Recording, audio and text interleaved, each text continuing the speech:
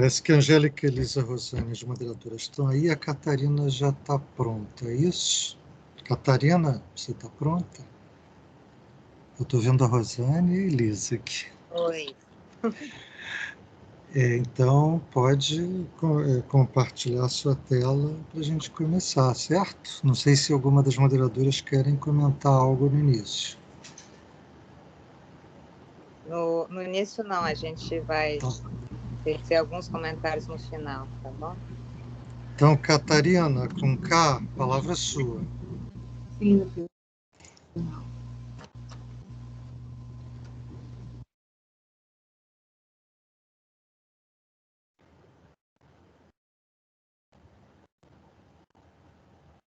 Oi, boa noite. Boa noite, Catarina. Você pode colocar a sua tela aí, compartilhar a sua tela. Vocês estão conseguindo me ouvir? Estamos ouvindo bem. Primeiramente, eu gostaria de pedir desculpas, tá, por esse transtorno. Realmente não esperava que iria acontecer isso, mas aqui eu tô com o Bruno da TI, que ele está tentando me ajudar, tá? Então, eu vou aqui iniciar.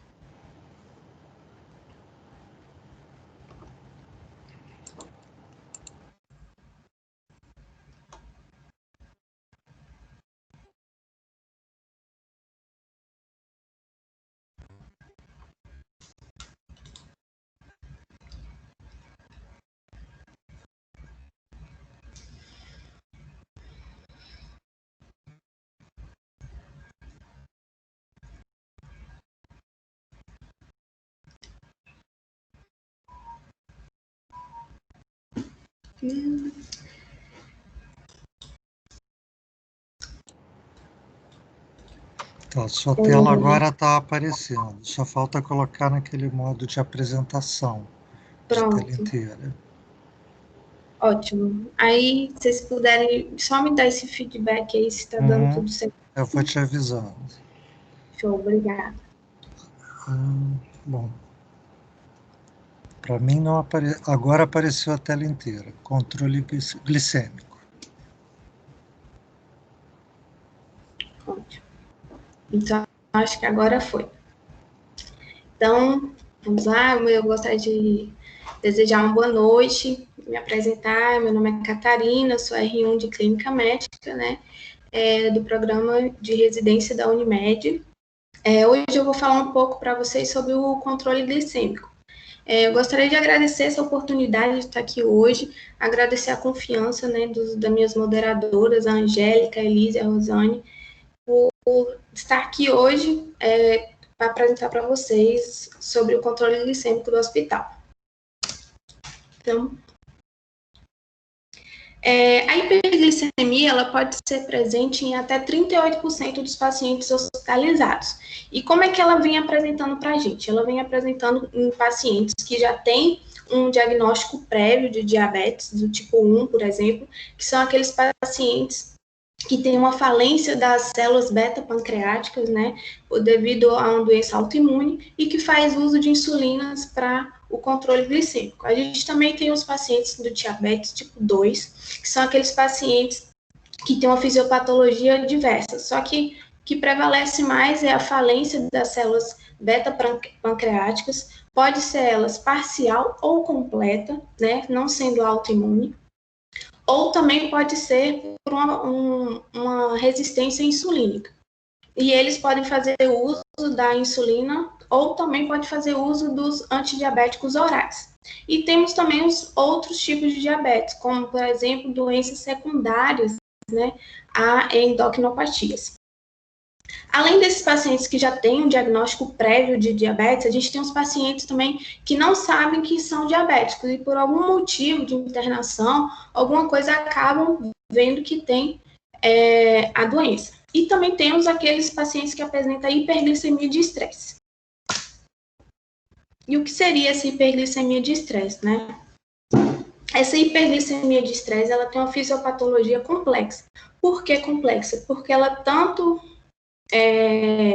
tem a supressão da insulina, como também tem a resistência da insulina.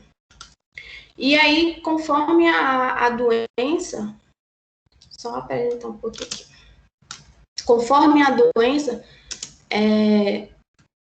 ele vai liberar citocinas inflamatórias, que faz com que a hiperglicemia de estresse ocorra, liberação de hormônios contrarreguladores, né, como o glucagon, as catecolaminas, que faz aumentar a glicemia. Temos também o estresse oxidativo e até a própria desidratação do paciente também pode gerar essa hiperglicemia. Pacientes, por exemplo, oncológicos, usam muito corticoide, até a Mônica comentou aí também do COVID, né, tá fazendo uso de corticoide, isso tudo gera uma hiperglicemia de estresse. Pacientes também que são instáveis, que fazem uso de drogas vasoativas, também pode gerar essa hiperglicemia, e até mesmo a dieta enteral, pacientes que estão ali com sonda, pode gerar hiperglicemia de estresse. E também tem aqueles pacientes que já têm uma pré-exposição, são aqueles pacientes borderline, né, que ainda não têm um diagnóstico de diabetes, mas que estão ali já com um pezinho na doença praticamente. Então, tem uma resistência insulínica e também já tem uma baixa reserva pancreática. Então, esse conjunto todo leva a essa hiperglicemia de estresse. Então, assim, o que a gente tem que chamar a atenção para a gente? Que a presença da hiperglicemia em um ambiente hospitalar, ela leva ao prolongamento da estadia do paciente no hospital. Então, além disso, ela também aumenta a demanda dos recursos humanos também e aumenta o custo dos custos hospitalares, né? Então, é algo que a gente precisa ficar muito atento.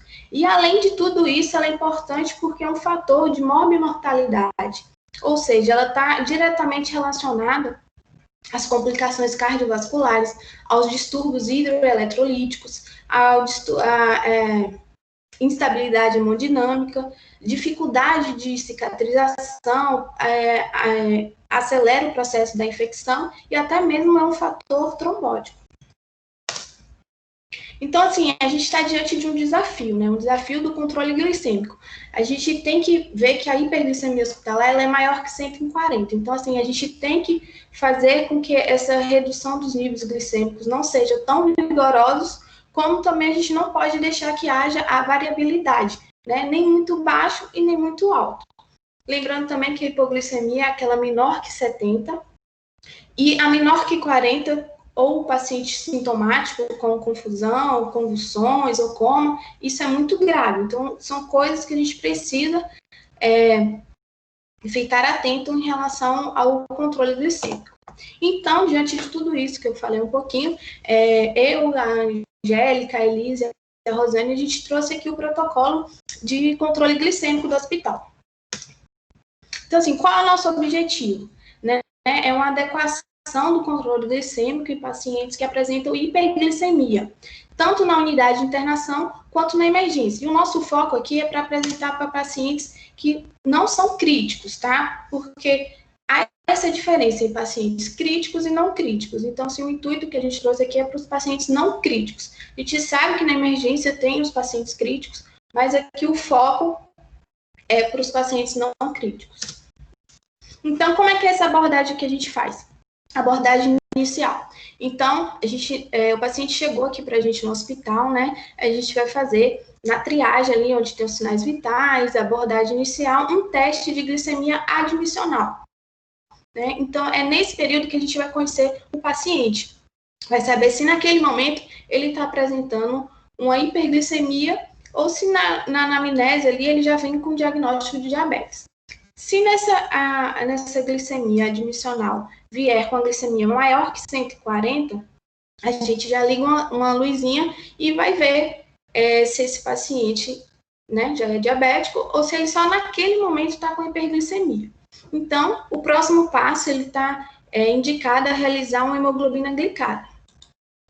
Só que tem paciente que já chega, né, com a sacolinha ali, com vários exames, e fala, doutor, eu trouxe alguns exames recentes que eu fiz. Se esse paciente tem exames recentes dos 3 últimos meses, então a gente não precisa fazer a hemoglobina glicada, né, e ali já vai analisar.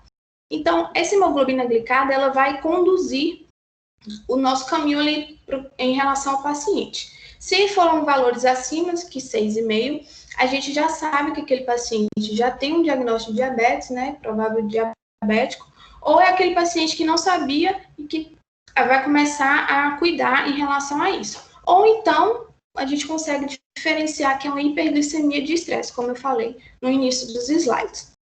Então, conhecendo o paciente nessa abordagem inicial, a gente consegue planejar a terapêutica para ele no decorrer da internação. Então, assim, qual é a nossa meta glicêmica, né? A meta glicêmica é de 140 a 180, evitando valores inferiores a 100. E por que esses valores, né, de 140 e 180?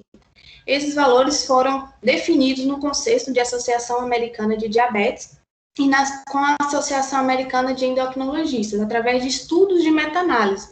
Eles fizeram estudos e viram que valores abaixo de 140 tendem a uma hipoglicemia e valores acima de 180 tendem a hiperglicemia, dificultando ali o processo evolutivo clínico do paciente internado, né? Então, assim, como é que é o esquema? O esquema terapêutico do controle glicêmico, ele é dinâmico, né? A gente tem ali, quando a gente vai evoluir todo dia o paciente, a gente vê no TASI, nos parâmetros diários, as últimas 24 horas. E ali a gente vai ver como é que a glicemia do paciente está se comportando.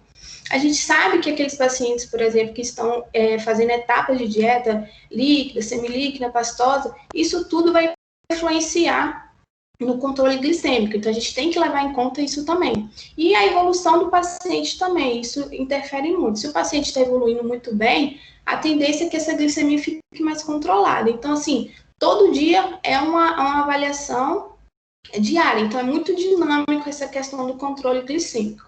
E qual é a ferramenta que a gente tem para nos ajudar, né? É a glicemia capilar. Então, a gente no TASI também, ali na prescrição, a gente vai colocar de quanto em quanto tempo a gente quer fazer esse controle glicêmico. Lembrando que dieta, paciente que está em dieta zero, enteral ou parenteral, a gente vai prescrever a glicemia de 4 em 4 horas, ou até de 6 em 6 horas. Como ele está em dieta zero, enteral ou parenteral, a gente não precisa botar pré-refeição ou pós-refeição. Isso não tem tanto valor para a gente só precisa saber desse controle. Já o paciente que está com dieta oral, a gente tem que ficar atento. A gente tem que prescrever a glicemia capilar antes do café, antes do almoço e antes da janta, porque é isso que vai nos ajudar a fazer o controle melhor. Porque muitas vezes o paciente acabou de comer. Se aferir ali, a gente sabe que vai dar alterada. Então, não é tão fidedigno assim. Então, o que nos chama a atenção aqui também? Pacientes com anemia, acidose ou hiperperfusão, ou até mesmo edema, a glicemia capilar muitas vezes pode vir falseada. Então, assim, é interessante a gente pedir no laboratório para vir colher, para ter valores mais fidedignos. Então, como é que é essa terapia farmacológica da hiperglicemia? No ambiente hospitalar, a insulina ela é o padrão ouro para o tratamento de hiperglicemia. Tanto até que aqueles pacientes que fazem uso de medicamentos orais. E por que a gente tem que suspender esses medicamentos orais, que são os antidiabéticos, e deixar a insulina? Primeiro, porque a gente tem um controle melhor, né? A insulina ali a gente consegue tatear melhor o controle do paciente. E quando o paciente está na sua fase crítica da doença, as drogas antidiabéticas orais, elas podem vir a desenvolver alguns efeitos que não é interessante para a evolução clínica do paciente. Por exemplo, a metformina, ela pode vir a provocar efeitos gastrointestinais, uma acidose lática. A sulfonilureias pode vir ter uma meia-vida prolongada, pode também até causar risco de hipoglicemia. A glitazona pode fazer uma retenção hídrica e desencadear uma insuficiência cardíaca. As agonistas de GLP-1 também causando náusea, tempo de ajuste prolongado, falta de experiência e segurança.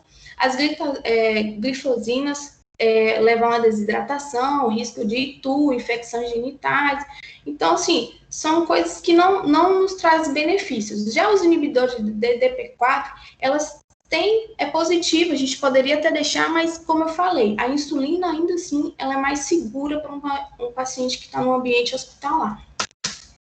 Então, assim, quais são as insulinas que a gente tem disponíveis aqui na Unimed? A gente tem a Novulin, que faz parte, né, a NPH, que ela faz parte do nosso protocolo, é a primeira opção. Então, assim, ela é padrão e tem uma ação intermediária. Ela custa mais ou menos R$ 18,15. A gente tem a Novulin regular, que também é padrão e tem ação rápida, também está no nosso protocolo. Nós temos a Lantus também, que ela é padrão e tem uma ação lenta. Ela é mais usada em pacientes que têm um difícil controle da glicemia e, como ela é muito boa, ela ajusta melhor a glicemia do paciente. Ela custa mais ou menos R$ 191,90. A Tresiba, ela não é padrão no nosso hospital e ela é uma basal de ação ultralonga. E a homóloga, que ela é padrão e de ação ultra rápida. Também ela é muito boa e tem uma ação mais rápida do que a regular. Então, relembrando aqui, reafirmando, o nosso protocolo, ela é para pacientes estáveis hemodinamicamente, né, que não está com acidose, que são submetidos à cirurgia de médio a pequeno porte, e também aqueles pacientes que já têm previsão de alta, que estão no CTI e que já têm previsão de alta nas próximas 24 horas. Então, como é que a gente faz essa prescrição? A gente vai prescrever a insulina basal, que é aquela insulina que vai agir no decorrer do dia. Então, são para os pacientes diabéticos, como eu falei, e os pacientes que vêm mantendo a hiperglicemia capilar. Então, a gente vai iniciar com a dose de 0,2 a 0,4 unidades por quilo dia, ou até mesmo 10 unidades à noite, ou doses similares que os pacientes já usam em domicílio. Mas a gente tem que lembrar que essa dose que eles já usam em casa não quer dizer que vai ser a dose que vai permanecer durante a internação. Como a gente falou, é dinâmico, né? Ele está sob efeito do estresse, efeito emocional, e tudo isso interfere. Então, a gente vai fazer esse ajuste a cada 24, 48 horas, como eu falei. Ali no TASI, nos parâmetros diários, a gente vai avaliar como é que vem ficando a glicemia dele. Se esse paciente apresentar uma hipoglicemia durante o dia, a gente pode reduzir em 20% da dose total que a gente prescreveu da insulina basal. E se esse paciente apresentar hiperglicemia, a gente pode aumentar em 20% da dose basal. Então, como é que é esse manejo? A gente prescreveu a insulina basal, ok. E aí, no decorrer do dia que a gente prescreveu lá no TASI, as insulinas, a aferição capilar, a gente vai ver no decorrer do dia se há necessidade de correção ou não. Nesse protocolo atual, houve um ajuste. Antes eram 3 escalas. A escala inicial, resistente e sensível. Então, assim, isso gerava uma confusão muito grande para o médico prescrever. Então, de forma para melhor logística do serviço, a gente tirou a sensível e ficou a escala inicial e a escala resistente. E como é que a gente vai usar? Então, para todos os pacientes, a gente vai prescrever a escala inicial padrão, certo? Se lá, antes da refeição, a gente prescreveu a aferição capilar e deu 220, a gente vê aqui que 220 corresponde a 4 unidades. Então, a gente vai lá e prescreve 4 unidades da insulina regular. Agora, se aquele paciente ele é obeso, tem uma resistência insulínica maior, né? Tem uso de corticoide, principalmente os pacientes da TMO, que fazem impulsoterapia, tudo isso. Então, e até os pacientes que a gente está persistindo a hiperglicemia, que em 48 horas a gente prescreveu a glicemia padrão e ele não está respondendo, a gente pode migrar esse paciente para a escala resistente. Então, são os obesos, os que usam corticoide e os pacientes que estão persistindo na hiperglicemia. Então, essa escala ela é mais rigorosa, vamos dizer assim. Então, a gente tem que se atentar na hora de prescrever em relação a isso, porque se o paciente não usa corticoide, não é obeso, e a gente prescrever na escala de resistente, a tendência é que ele faça uma hipoglicemia. Então, e outra coisa importante também, se a glicemia capilar antes da 6 estiver muito elevada, a gente não vai prescrever conforme a tabela, a gente vai prescrever 50% da dose que está falando na tabela, para que ele não faça hipoglicemia à noite, né? Isso é muito importante a gente ficar atento. Sim. Outra coisa muito importante, a gente muitas vezes tende a ter a inércia terapêutica, né? Então, assim, deve ser abolido o slide scare. O que é isso? Vou dar um exemplo. O paciente, ele vem para o hospital para fazer um pequeno procedimento. Esse paciente, ele é diabético, faz uso dos antidiabéticos orais, só que como a estadia dele, vamos dizer assim, vai ser rápida no hospital, a gente não faz a reconciliação das medicações. E só prescreve lá para ele fazer conforme a tabela. E aí, ele, quando a enfermagem for lá ferir, com certeza ele vai ter uma hiperglicemia. E aí faz conforme a tabela. Então, ele vai ficar fazendo hiper e hipo, hiper e hipo. Então, isso deve ser abolido.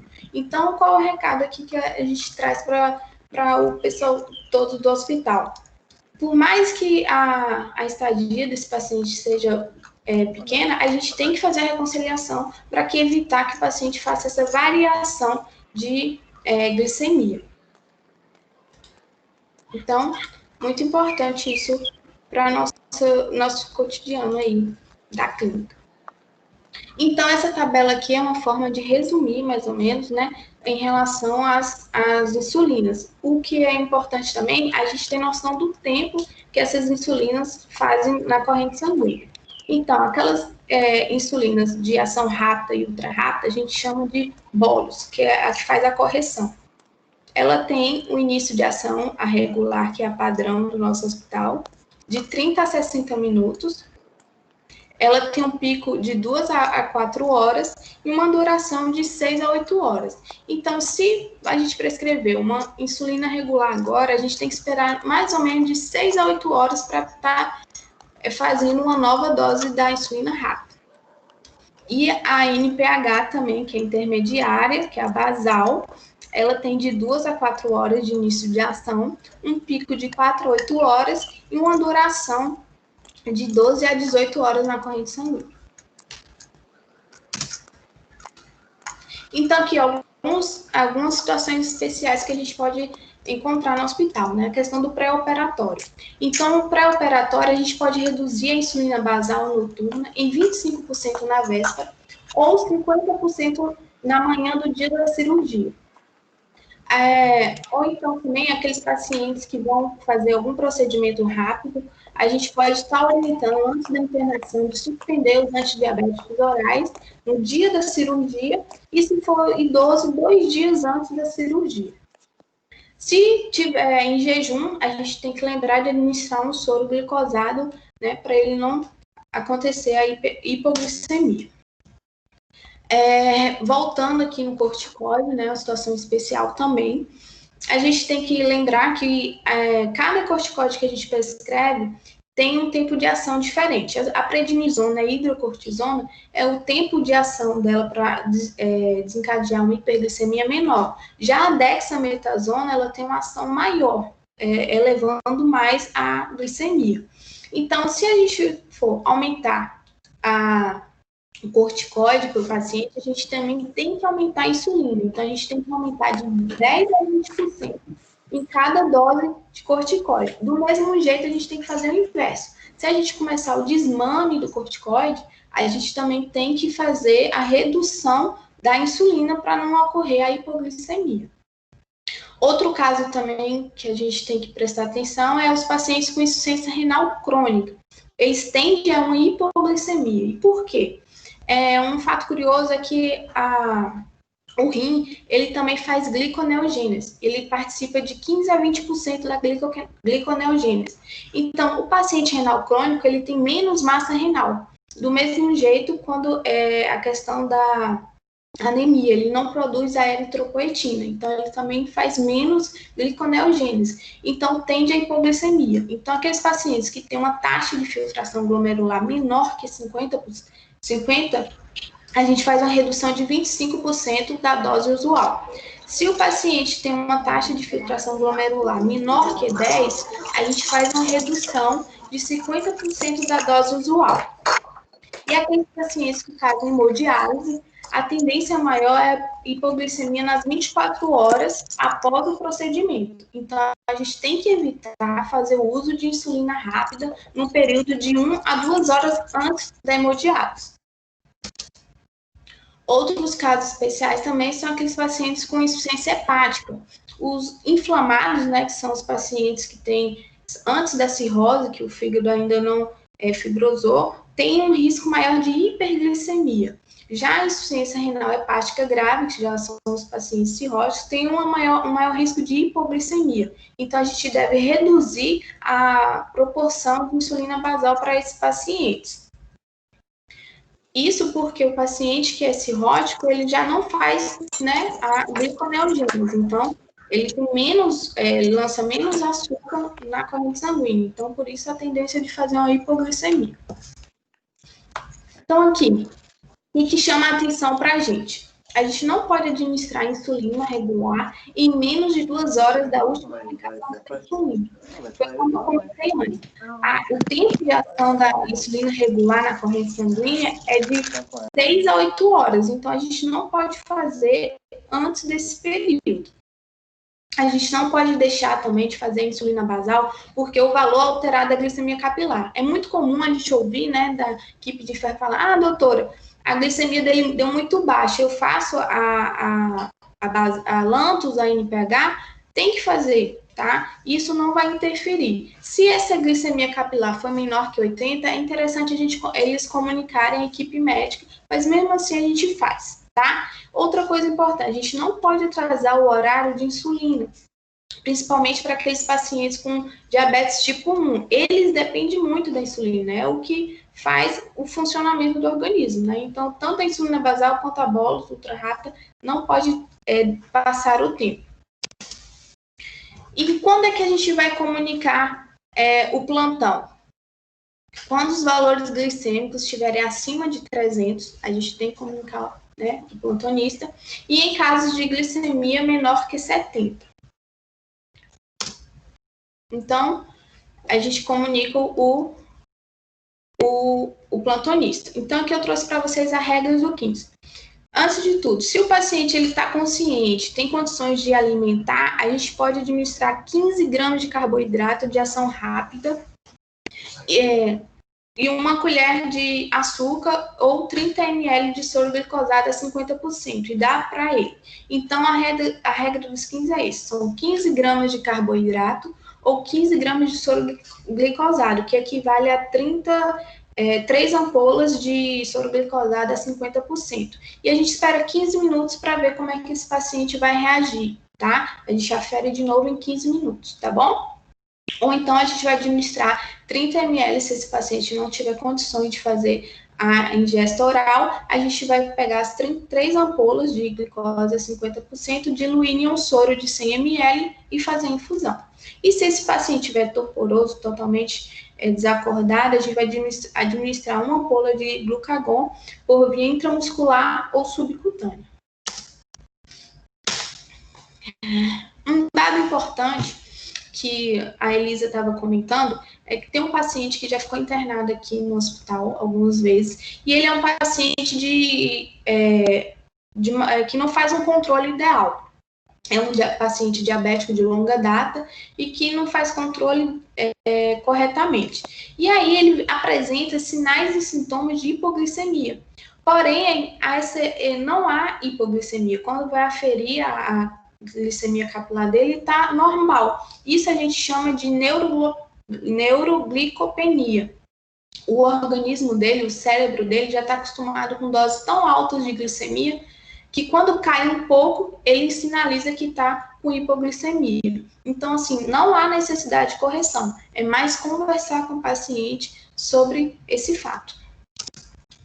E, assim, para fechar, a gente tem que lembrar que o paciente ele precisa de orientação. Então, assim, quando a gente está preparando a alta do paciente, principalmente aquele paciente que fez o uso da insulina e ele fazer o uso domiciliar drogas antidiabéticas orais, a gente já pode começar a retornar com os medicamentos se ele já tem uma previsão de alta, para assim o organismo dele voltar a readaptar em relação a medicamentos. E já ir orientando ele para marcar uma consulta com o médico dele, para poder rever o esquema dos remédios e a gente, na alta, poder descrever o que foi feito para ele aqui, que ele começou a insulinoterapia, quantas doses foram necessárias, porque assim o paciente ele sai mais com educação, né, com mais informações para passar para o médico dele. Essas são as minhas referências. Gostaria de deixar aqui meus agradecimentos para a doutora Márcia Freitas, a Mariana, a Ana Paula, da enfermeira da TMO, a Michele, também enfermeira da TMO, a Angélica, a Elisa, a Rosane e a Flávia. E agora o Bruno, né, da assistência aqui da TI, que, assim, a gente, por trás de tudo, sempre precisa de muita ajuda, né? Então, assim, esses últimos minutos aqui foram de muitas emoções, até conseguir apresentar. Agradeço a vocês também pela paciência. E é isso, eu agradeço muito a oportunidade e o meu muito obrigada. Parabéns, Catarina. Eu passo a palavra às moderadoras. Boa noite. Boa noite a todos. Tudo bem? Estão me ouvindo? Elisa, Sim. Estão ouvindo ou não? Sim, sim, estamos ouvindo bem. Ah, tá. Eu queria agradecer primeiro o convite, né, do hospital, do Dr. Paulo, do Dr. Carter, da doutora Márcia, em deixar a gente atualizar esse protocolo. Também gostaria de agradecer o Maurício, que tinha feito o protocolo original e a gente atualizou. E eu queria agradecer e parabenizar a Catarina. Eu achei que se apresentou muito bem, Catarina. A Catarina, ela explica muito bem, ela é tímida, mas ela é muito responsável, ela foi atrás de tudo, ela é muito proativa. Então, assim, ela sugeriu criar um grupo entre nós 4 para discutir o que ela achava importante passar nessa aula de hoje. Ela foi conversar com a Márcia para saber o que ela achava importante passar. Ela foi conversar com as enfermeiras para perguntar o que ela sentiu falta, né? O que a gente podia acrescentar no protocolo, o que ela podia passar de mensagem nessa aula. Então, assim, você está de parabéns, Catarina. Foi ótimo. Obrigada, Elisa. Agradeço muito. Você também foi, assim, muito importante. Todo apoio que vocês me deram, sinto muito acolhida. Isso é muito importante. Gostaria também de complementar a fala da Elisa, né, parabenizar a Catarina, realmente apresentou todo o conteúdo que a gente discutiu aí. Agradecer a todos pela presença também, a atenção e a paciência para iniciar a apresentação. E, assim, a gente poderia começar a fazer algumas observações também nessa realidade, né, que a gente está passando agora, sobre a questão do uso, né, do corticoide, né, nos pacientes que estão hospitalizando por Covid, né. A gente está lá no 3º andar agora, eu com Mônica e Cláudio lá passando por essa situação, influenciando muito os pacientes chegarem já vindo da emergência com essa proposta, né. Muitos deles já são diabéticos, né, e alguns, como a Mônica mesmo falou no início, não são diabéticos, mas passam por quedas glicêmicas durante o acompanhamento, né. Porque essa é a questão desse protocolo, né, que a gente apresentou agora aí, né, através da Catarina, justamente assim, a gente precisa reforçar o uso dele, né, principalmente nesses pacientes que estão com a glicemia instável, né, eles estão entrando numa etapa não só por conta do processo inflamatório da doença, que gera também um status mais metabólico, mais hiperglicêmico, também pela própria doença do diabetes, que está ali presente em paralelo, né? E também o uso do corticoide. Então, isso também três questões ao mesmo tempo para poder a gente tentar equilibrar, né? Mas algumas observações eu acho que vale a pena a gente fazer em relação às glicemias capilares, né? Que toda a enfermagem tem se esforçado em fazer nos pacientes do dia a dia. Angélica, desculpa te interromper. Oi? Eu queria só pedir para todo mundo que não estiver falando fechar o microfone, porque tem um ruído de fundo que está te atrapalhando, tá?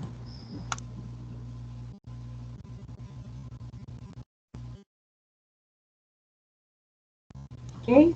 Ok, Então, pode vocês estão continuar. me ouvindo bem, né? Que a internet está dando uma rateada, às vezes parece que a voz... bom, então, em relação a esse cuidado de fazer os testes glicêmicos dos pacientes hospitalizados, né? Eu acho que isso é uma questão que a gente precisa já começar desde da internação, né? Com a prescrição do controle glicêmico dos pacientes que estão se alimentando, né? E que vão para os quartos clínicos, né? Para esses pacientes COVID pré-prandiais, né?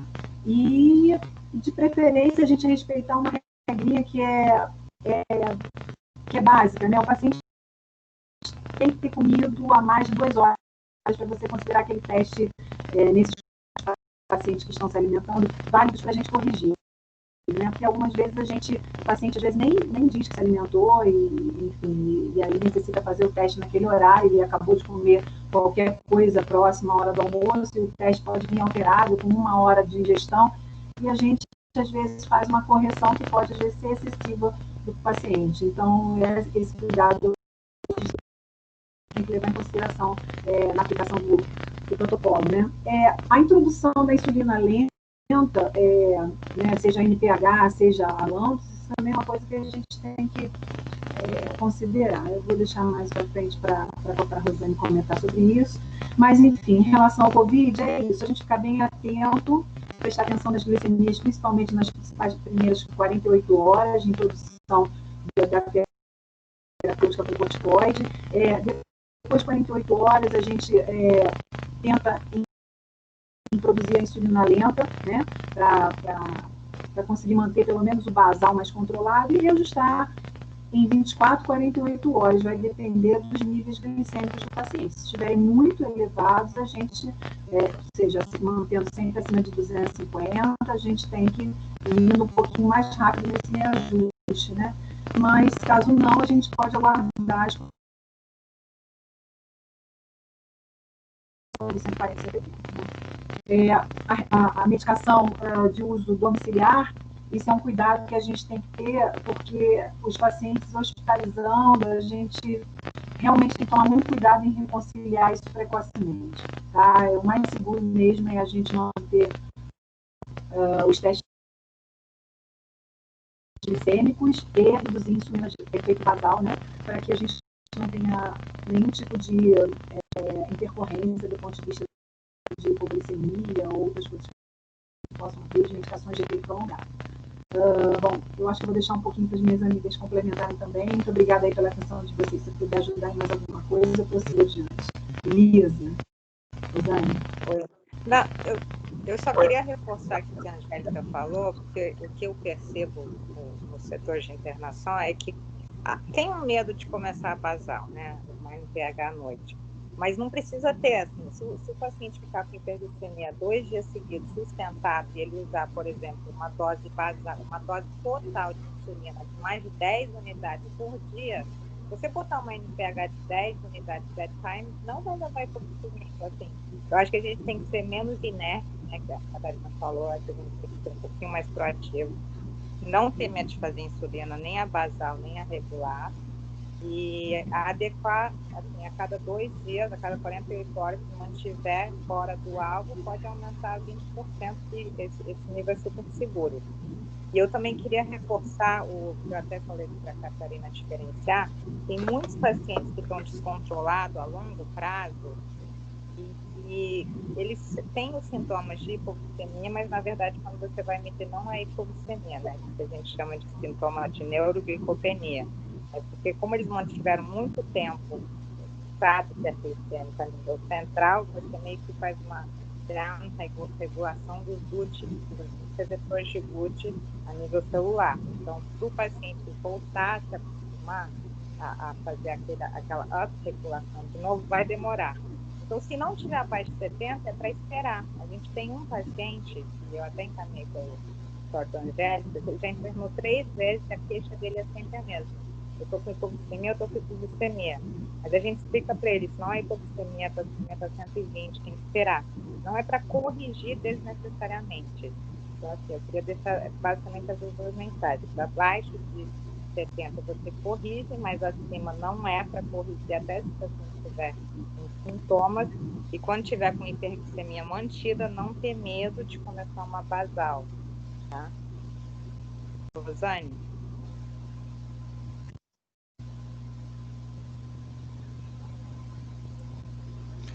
Pessoal, só lembrando para fechar o microfone quem não estiver falando no momento, tá? Então, agora vou falar sobre realmente as insulinas, né? O que não pode esquecer o pessoal, quando dá uma glicemia de jejum 70, 80, o pessoal geralmente está evitando de dar a lenta. Isso é como a Catarina falou, não pode perder a hora, porque é necessário, principalmente tipo 1, que tenha a insulina basal dela, né? Que vai durar o dia inteiro. Então, é importantíssimo não subtrair essa dose da lenta, né? A N, ou NPH ou a Lantus, é extrema necessidade isso. Tomar muito cuidado quando está muito hiperglicêmico, dar regular, e se mesmo depois de 2 horas continuar muito alto, 300, 280, colocar outra dose, mas a metade da dose, para não fazer uma hipoglicemia mais tardia, que aí vai somar as duas, o pico de ação e a duração total da insulina, ou regular ou ultra rápida, que também aí depois abaixa muito a glicemia e tem essa sensação de neuroglicopenia, que realmente é muito forte. A sensação de hipoglicemia é uma coisa muito angustiante para o paciente, que parece que ele está desfalecendo. Só que quem sente mesmo a hipoglicemia é muito ruim. Então, tem que evitar muito a hipoglicemia nos pacientes.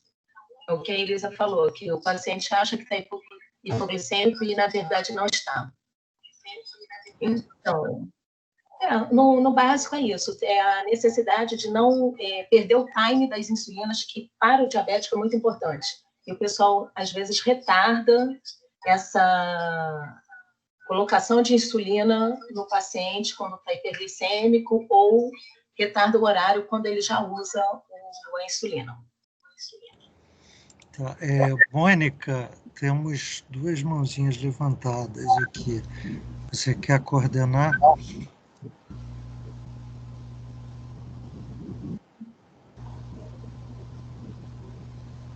Bom, então eu acho que foi a Márcia Barbosa que levantou primeiro. Márcia.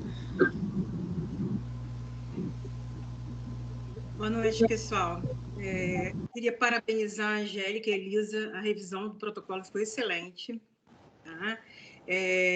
Queria dizer que eu fiquei muito feliz da Catarina ter me procurado lá na minha sala para saber dos custos das insulinas, eu achei isso fantástico. Nós temos alguns encontros aí às quartas-feiras, onde nós tentamos justamente promover a capacidade gestora e a capacidade promotora, né, para formar um bom médico. É incrível, viu, Cássio? Você está de parabéns. Trazer isso numa sessão, falar de custo, né? Embora pareça assim, uma coisa de pouca importância, né? Diante do tema que é tão importante para qualquer instituição do porte da nossa, né? Que é o controle glicêmico do paciente hospitalizado. Isso tem uma importância enorme, viu? E acho que isso é mais um ponto do nosso programa de residência médica. Fico muito feliz que os nossos encontros das quartas-feiras estejam resultando nesse tipo de sentimento nos residentes. Isso é uma coisa que poucos programas de residência vão oferecer. Um beijo grande, Cátia. Parabéns. Viu? Obrigada, Marcinha. Daniele Kujanski. Sim, eu, boa noite. Quero parabenizar também, foi muito legal, muito enriquecedora a discussão, mas eu queria só puxar a sardinha para o meu lado. Eu acho que poucos exames a gente pode pensar em controle glicêmico também, né? E eu queria só lembrar que uma situação especial é o exame de PET-CT com FDG, em que a gente tem que ter o controle glicêmico do nosso paciente e que muitas vezes, quando a gente fala, o paciente tem que estar em jejum e tem que estar... muitas vezes o pessoal suspende o uso da insulina, tanto a de uso rápido quanto a de uso prolongado, e o paciente chega lá embaixo hiperglicêmico e muitas vezes a gente acaba perdendo a dose do FDG e acaba perdendo o exame de PET-CT por conta disso. Então, tem que haver esse contato entre a gente para a gente conseguir arrumar esse paciente. Então, a nossa orientação lá embaixo é que seja realizada, sim, a insulina de longa duração e que a gente suspenda só a de uso rápido no período da manhã, tá? Então, e que o dia anterior a dieta pobre em carboidrato vai ajudar a gente a cumprir esse controle glicêmico desse paciente também. Então, só para a gente lembrar que esse também é um cuidado especial, é uma situação, né, Kátia? Como é que você colocou ali na aula? Situação especial, né? Não lembro, foi assim? Também é uma situação especial para a gente somar, que no nosso ambiente complexo hospitalar também existe, tá? Só para a gente ficar em mente também. Olha, a Mônica levantou a mão, vai assumir agora, Mônica.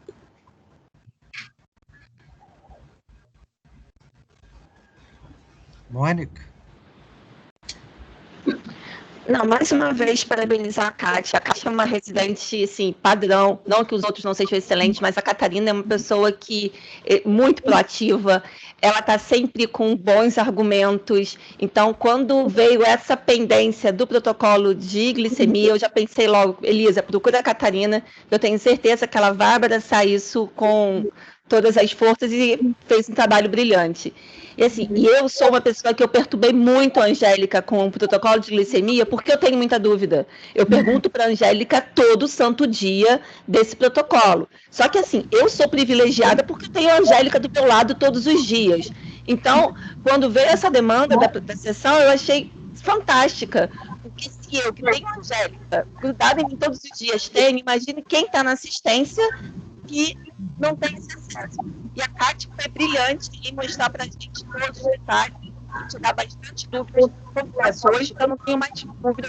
Tirei algumas fotos ali que eu acho que você colocou, acho que parece que seja disponibilizado de alguma maneira, tipo um guideline, um um fluxograma, alguma coisa assim, para todo mundo ter acesso, porque é uma coisa que a gente usa todo dia, né? O tempo inteiro. Então, como você explanou, ficou muito, muito didático, muito simples para a gente que está ali no dia a dia usar. Muito obrigada, Kátia. Eu que agradeço. Sensacional. Muito obrigada.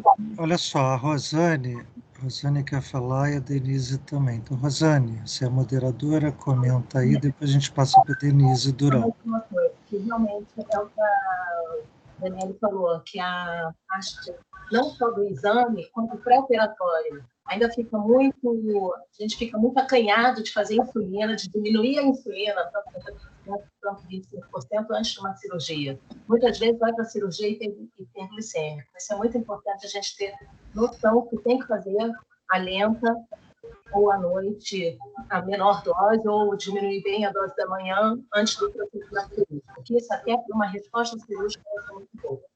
E agradecer de novo a Catarina pelo empenho dela todo, que foi brilhante a aula, e eu acho que foi muito, muito legal. Obrigada, Rô. Muito bom. Antes de passar aqui para a Denise, eu queria só chamar a atenção que, assim, uma sessão clínica deve ser um momento da gente compartilhar conhecimento, se atualizar, mas, quando possível, deve gerar um produto também, como a Mônica sugeriu, é gerar um produto para que seja utilizado por todos na rotina do dia a dia do hospital, né, com essas orientações da melhor utilização desse controle glicêmico. Eu passo aqui para a Denise Durão. Era exatamente isso que eu ia falar, tá? Você sabia, né? Eu acho que a gente pode aproveitar, eu não sei se, assim, não, até no próprio Tazia, criar-se abas com os protocolos para facilitar para todo mundo, né? A gente tem, eu não sei se vocês utilizam o Clinical Key. Clinical Key tem algumas orientações, mas não é a mesma coisa. A gente pode pensar em fazer no hospital os protocolos do hospital, mas assim, de fácil acesso a todos que tenham acesso e podem prescrever, né? Então, eu acho isso fundamental. Não adianta a gente saber fazer, o importante é que todos saibam fazer da mesma forma, né? É fundamental o controle da glicemia nos nossos pacientes e nessa fase que a gente está passando agora. Parece que é uma coisa simples, mas não é não. A glicemia mata mesmo, né? Mata na nossa frente, lá dentro do CTI, com todas as máquinas sofisticadas que a gente tem. Então, eu acho fundamental. As moderadoras Elisa e Angélica também querem falar, estão com a palavra, e depois eu passo a bola para o Paulo Bloise. Não, só para informar que o protocolo glicêmico escrito já está disponível no Tazi. É só procurar naquela abinha de qualidade que tem todos os protocolos da CCIH e tem o nosso protocolo glicêmico. O que a gente queria fazer no hospital inteiro é disponibilizar alguns slides de modo mais simplificado para a área médica e para a enfermagem, para a gente assim, explicar para a enfermagem o quão importante é seguir o protocolo. Então, assim, o nosso objetivo é disponibilizar um material mais simples, né, tanto para médico quanto para enfermeiro, para a gente ver se melhora o controle glicêmico. Então, está feito seu pedido aí. Paulo está aí. Porque, às vezes, assim, quando eu falei isso, a questão do Tazia, eu achava que tinha alguma coisa no Tazia.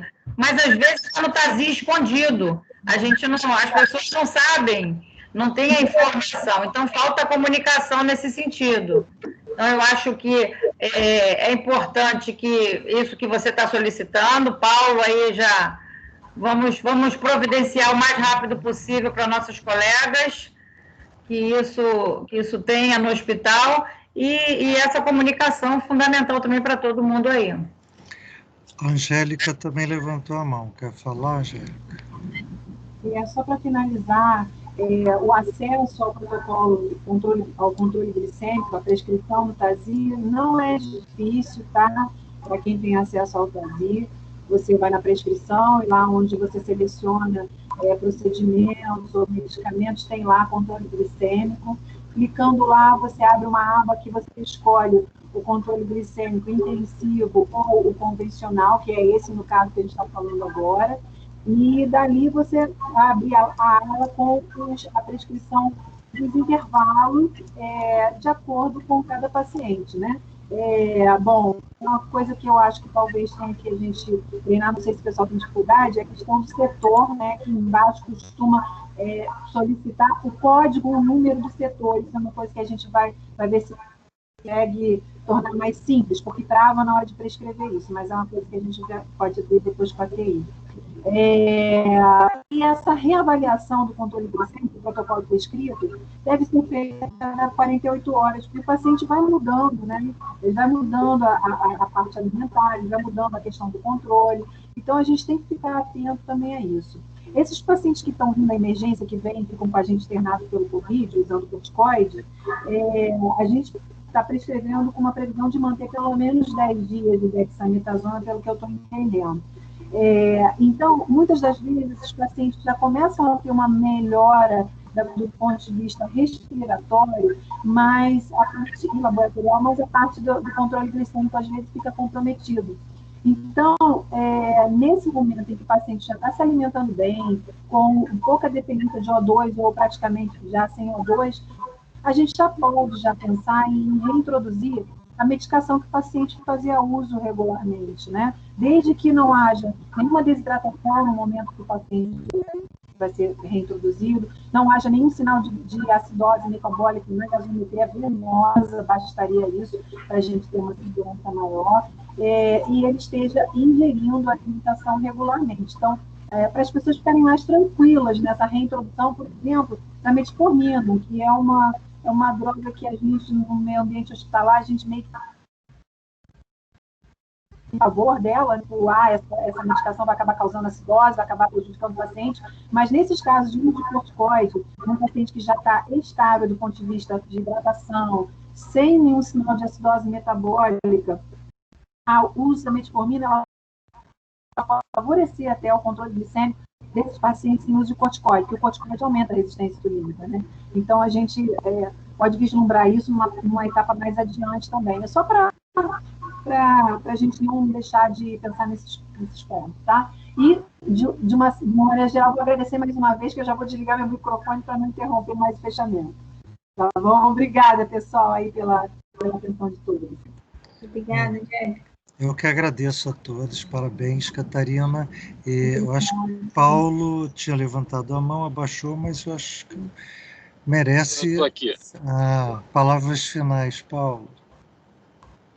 Não, rapidamente, queria agradecer a todo mundo, a Catarina, excelente. E queria falar para a nossa diretora médica que o hospital é de altíssima qualidade, certificado em melhoria contínua. A gente tem realmente já os protocolos todos pré-definidos no TASI. Precisa-se sempre acrescentar alguma coisa a mais, a doutora Daniele Bujan chamou a atenção aí, mas a gente já tem todos os protocolos gerenciados, muitos protocolos gerenciados no TASI, muita coisa já pronta, já é muito prático para o colega médico, já abre, já a prescrição já sai conforme protocolo, inclusive da reposição de insulina. Então, eu queria reforçar o que todo mundo falou. É claro que a gente pode melhorar mais ainda na TI, algumas coisas, mas queria deixar a nossa vice-presidente tranquila que realmente a gente tem um hospital que tem essa qualidade, a gente consegue manter a qualidade baseada exatamente nesses protocolos já no sistema, entendeu? Então, a sessão foi maravilhosa, porque é uma tentativa da gente fazer melhoria no protocolo que a gente já tem, reforçar o protocolo e até adicionar aí, como a Mônica falou no início, numa situação clínica que nós temos nova, que é o uso da corticoide doente com a tempestade inflamatória e que realmente está causando alteração glicêmica. Então, a gente está reforçando o nosso protocolo principal, claro, melhorando ele e ainda adaptando para a situação atual. Eu acho que isso é que faz do nosso hospital um hospital de qualidade. Então, quero agradecer a todos, agradecer a doutora Denise, a doutora Eduardo, a Catarina, enfim, a Angélica, a Rosane, a Elisa, a Mônica, todo mundo que nos ajudou, a Flavinha. A sessão foi excelente. Muito obrigado. Então, muito bom. Acho que a gente pode encerrar e, mais uma vez, parabéns a todos, né? Muito obrigada, gente. Boa noite. Boa noite. Boa noite. Boa noite, gente. Boa noite a todos.